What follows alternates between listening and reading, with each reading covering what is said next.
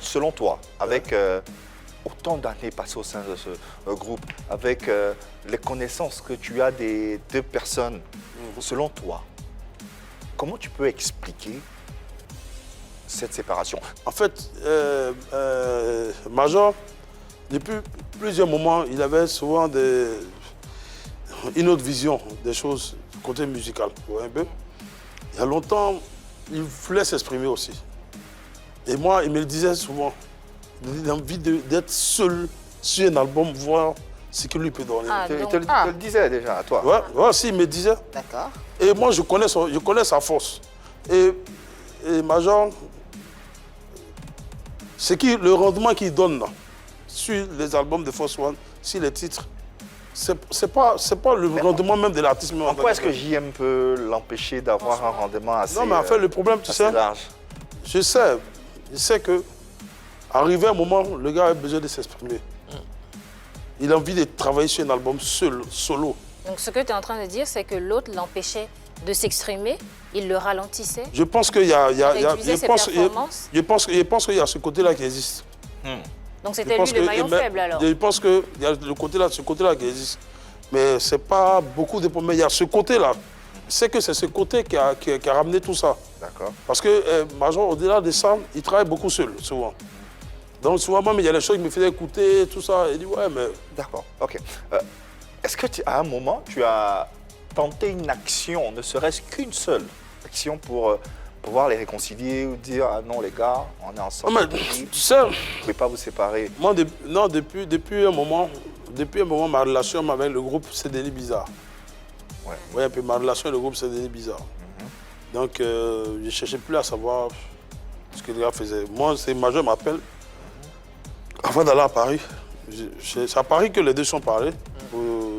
C'est dit qu'il faut qu'on essaie d'évoluer un peu solo. Un peu solo, voir ce que ça a donné. Major est venu me voir et me dit, ah, j'ai vu qu'il y a eu un moment où il a traversé un peu des moments un peu difficiles. Malgré que je ne produisais plus le groupe, mais souvent il venait me voir pour des services, je rendais des services. Et il m'a dit, j'ai envie de faire un projet, mais est-ce que tu pourras m'aider dans le projet? Il m'a dit, c'est quel projet? Il m'a dit, voilà. Il dit, mais... Voilà.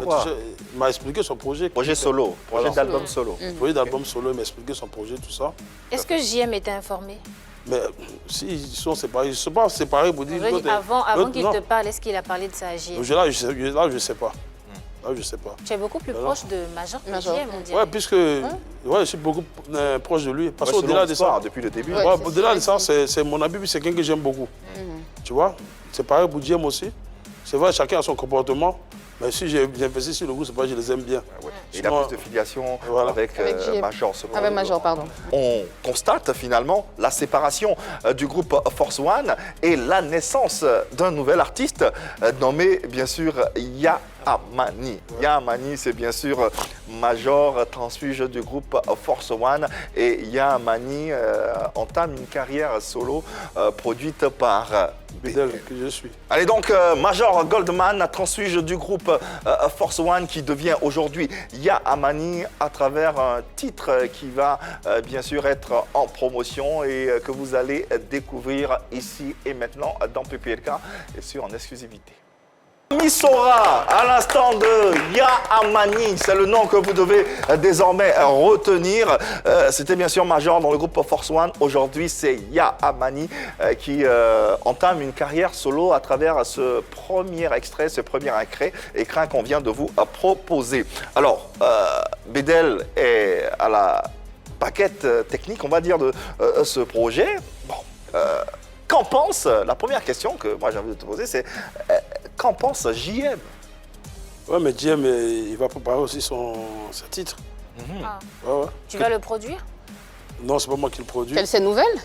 Ouais, il va bien. Oui, d'accord. Côté projet? Ça fait un moment quand même, on ne se voit pas.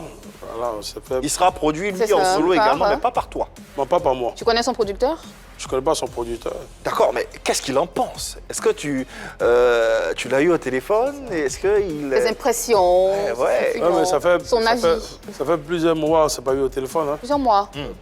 Plusieurs mois. Oui. On ne s'est pas eu au téléphone. Donc tu ne sais pas ce qu'il en pense? Voilà, je sais qu'il est... Avant même la sortie de du single de Yamani, ils étaient ensemble, ils ont joué à Boaké. Le lendemain, le titre de Yamani sortait. D'accord. Et donc, les deux se sont parlé, en fait. Qu'est-ce qu'il devient dans tout ça? Il devient quoi? Ouais, mais Il a dit il sera produit, il sera produit, il sera en il solo. va sortir Sa carrière aussi. va continuer. Il va sortir aussi ses titres. Il va sortir ses titres. Mais pas produit par toi. C'est vrai, pas C'est produit ça. par moi. C'est vrai qu'aujourd'hui, l'atmosphère, c'est un peu lourd même entre les deux.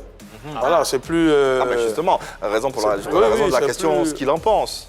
C'est plus comme avant. Ouais, je le sens, mais moi, je me dis que... C'est le Voilà, business, c'est le business. mais ça va s'arranger. Arriver un moment quand ils vont vraiment s'envoler, ils vont commencer à prendre la force, ils vont comprendre qu'arrivé un moment de la vie, il fallait que ça arrive.